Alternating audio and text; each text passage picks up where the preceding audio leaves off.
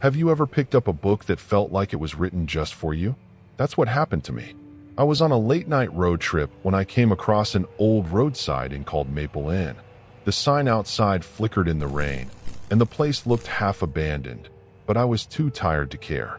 Inside, an elderly woman at the desk gave me a room key and asked me to sign the guest book. The book was thick, bound in cracked leather, and it smelled of damp paper and something I couldn't place. I wrote my name without thinking. The pen's ink looked red, but I shrugged it off.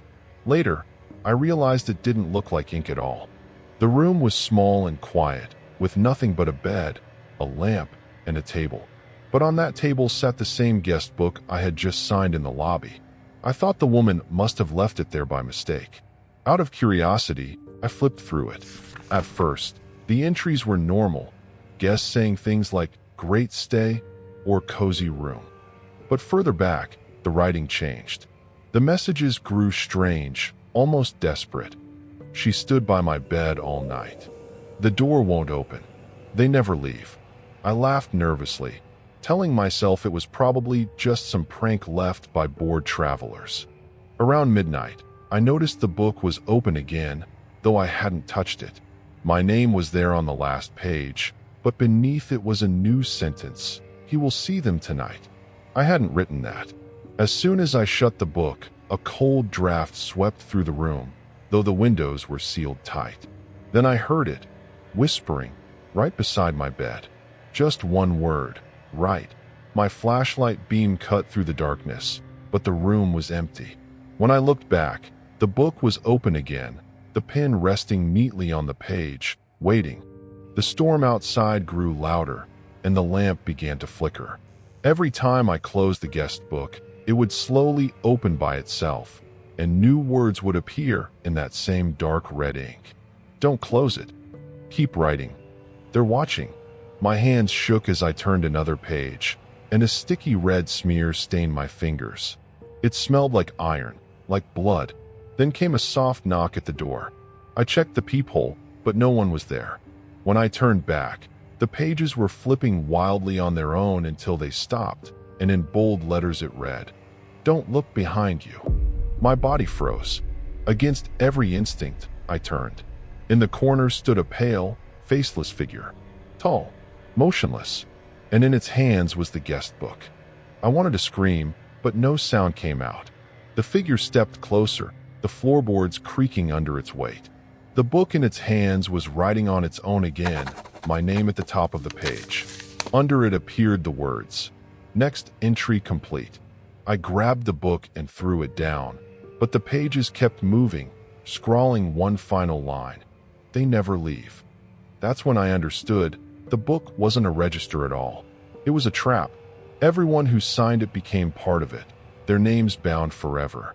And those pale shapes I saw, they were the other guests, the ones who never checked out.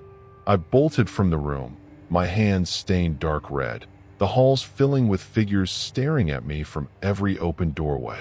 Somehow, I made it to my car. But when I looked in the rearview mirror, the guest book was there on the hood, slowly opening by itself.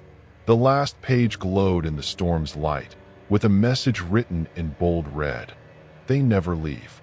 And even now, no matter how many times I wash my hands, the stains never fade.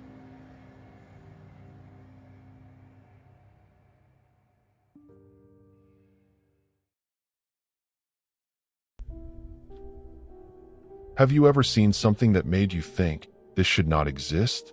Imagine opening a book, and on one page, your future is already written. That's how it began for me. I should have left that diary alone. I should have walked away on the very first day. But curiosity is a trap. Once you fall into it, there's no way back. This is the story of an old guest house and a diary that should never have been opened. One page was enough to lock me inside forever. A few months ago, I traveled to a quiet hill town for research. My work often involves studying old estates, their architecture, and hidden histories. That's how I came across Ravenwood Manor, a massive colonial-era guest house built in the 1800s. Locals whispered about the wealthy family who once lived there, but after the 1970s, It had fallen into near abandonment. Only a few travelers ever dared to stay. The moment I arrived, clouds swallowed the sky, dry leaves scraped across the path, and I felt the weight of the house watching me. The door was opened by Mrs. Whitmore, an elderly woman with silver hair and unsettlingly sharp eyes. She smiled faintly and said, "Yes, we have a room for you. But remember, the master bedroom is never available." I assumed it was her private space. That night, a storm rolled in. The power went out, and Mrs. Whitmore handed me a candle. Its glow fell on the dusty bookshelf in my room, and one book seemed to pull me in. A heavy, leather-bound diary. Its pages were yellow and fragile, filled with entries from the 1960s and 70s. But one page was different. The handwriting was fresh, the ink still wet. "Do not sleep in the master bedroom. It watches you." The date at the bottom was June 15th, but that night was June 14th. My skin turned cold. The ink was still smudged, as if just written. Every other entry was decades old. Only this one was new. And as I stared, the candle flame shivered, like something invisible had breathed across it. The next morning, Mrs. Whitmore casually asked if I'd slept well. I said nothing, but she added, "Sometimes guests read the diary. Best not to take those words too seriously." My blood ran cold. I hadn't mentioned the diary at all. Later that night, I opened it again. The page had changed. Now it read, "Tomorrow, you will be inside.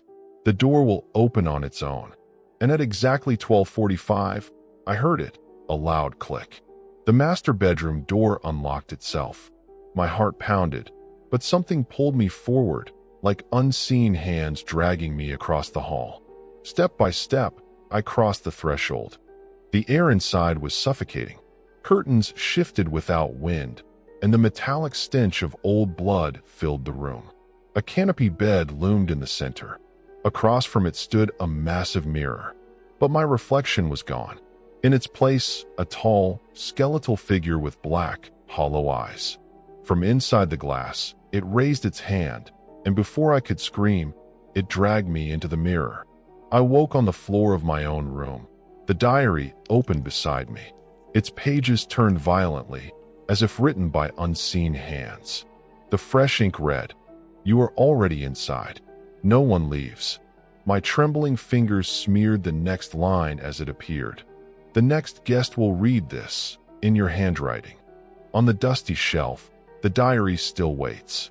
Its pages flip on their own. Fresh words appear. "Do not sleep in the master bedroom. It watches you." The date, tomorrow.